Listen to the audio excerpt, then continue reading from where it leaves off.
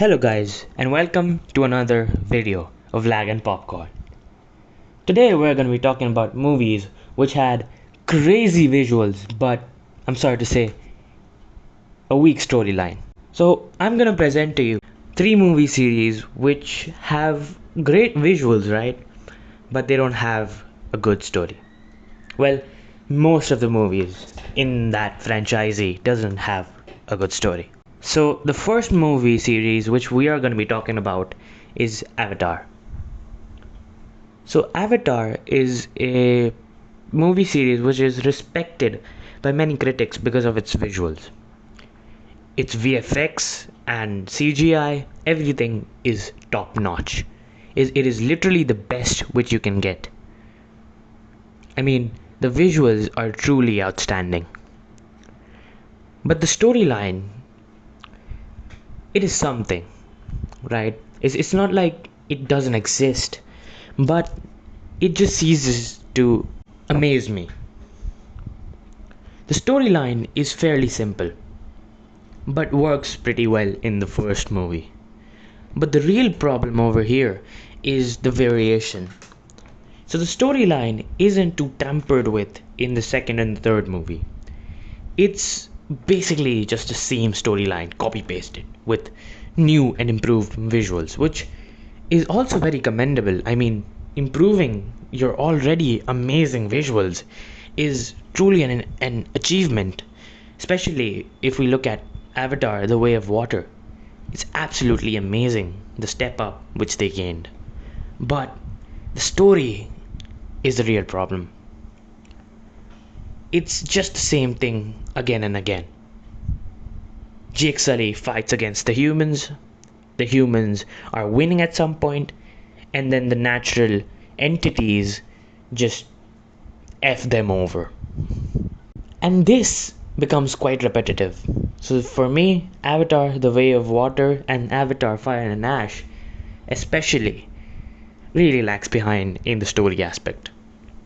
Now, talking about Avatar Fire and Ash, which I think you should go and watch a review of on my channel, was a disappointing movie according to the story point of view. Although its visuals are unprecedented, its story is, it hurts to say this, lackluster.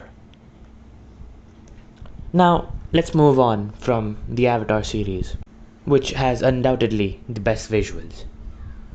Let's talk about the Mission Impossible franchisee. So the Mission Impossible franchisee started off with Mission Impossible 1, obviously, which was a very good movie, right? It introduced new over-the-top action sequences. Its story was quite streamlined but pretty well written. And it had a certain believable aspect to it as well, because of Tom Cruise. I mean, he acted out his stunts by himself. That's why it seemed very believable, and it did not look forced or impossible, right? But the story progressing forward in the series, it's not that appealing. I mean, the plot is just that Tom Cruise runs a lot, and that's the movie. Every mission is impossible until Tom starts sprinting. I mean, that's literally it, right? In the later parts of the movie, and then I think they took it a little too over the top, and I felt a certain disconnect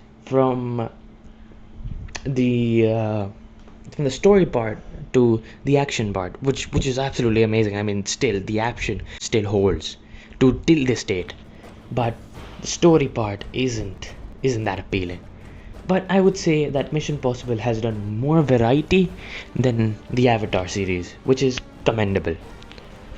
Now, it falls in a category of trying to do too much. I'm sorry to say, right? Because I think they did a little too much, which for me especially, I'm presenting my opinion over here, disconnected me from the franchisee.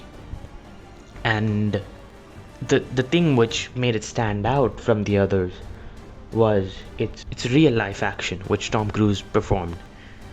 which still exists in the later movies, but it just feels a little snappy and not as good as the first installments of the series, which I know many people might disagree with, but it's totally fine, right? Now the next series which I'm gonna be talking about is the Fast and Furious series.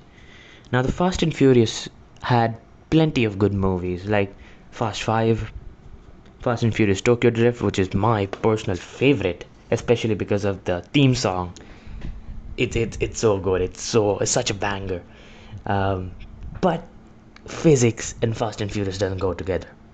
It is just way too over the top. Like physics left the chat after Fast 5. I mean, I just don't understand. In F9, they sent cars into space.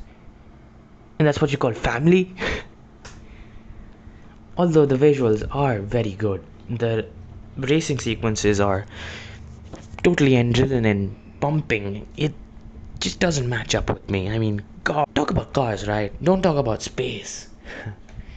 It's very weird to me that how a franchisee can upgrade but degrade.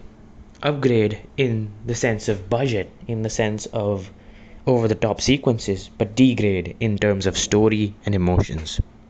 The core family aspect of Fast and Furious seemed to vanish after Fast 5, which was also a very good movie. Fast 5 was a very good movie, but the movie installments after Fast 5 didn't seem too well.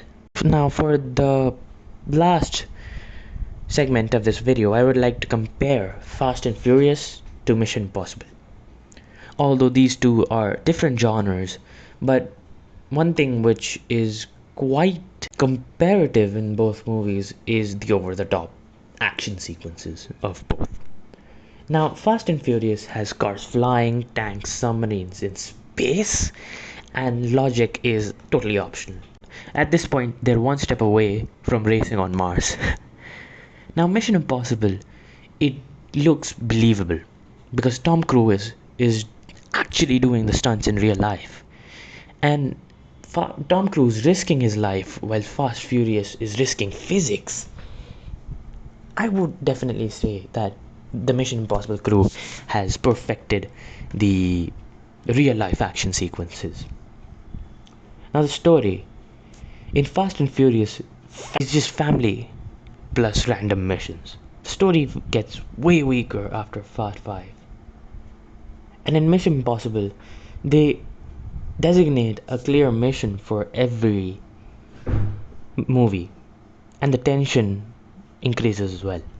Now, the meme potential of Fast and Furious is there. So that is the end of the video. I hope you guys liked it and found it informative and funny. Thank you for all the support. Bye.